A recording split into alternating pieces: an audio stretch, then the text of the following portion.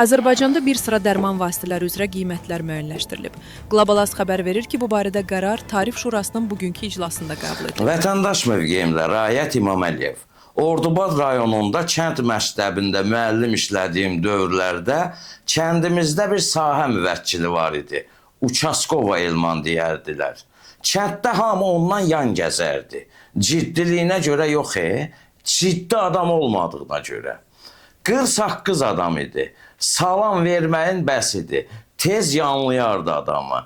Ta məktəbli dövründən polis akademiyasını bitirənə qədər bütün tərcümeyi halını danışardı. Kənddə adam yox idi ki, bu Arıq Uçaskovanın tərcümeyi halını bilməsin.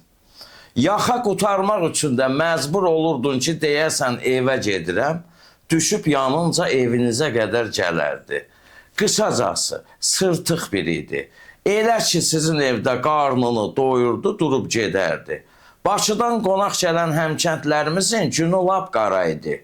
Xala xətrin qalmasın, Uçaskova Elmana gedək qonağımız ol deyən kimi, Elman, day səni qırmayacağım ki, deyərək, günorta yeməyindən əlavə axşamı da o evə salardı.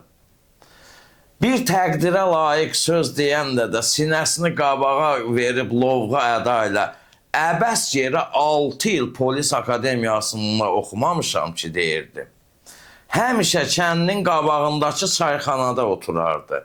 Onun əlindən cəmaat yolunu o tərəfdən salmazdı. Bizim bu Tarif Şurası nədənsə Uçaskova Elmana çox oxşuyur.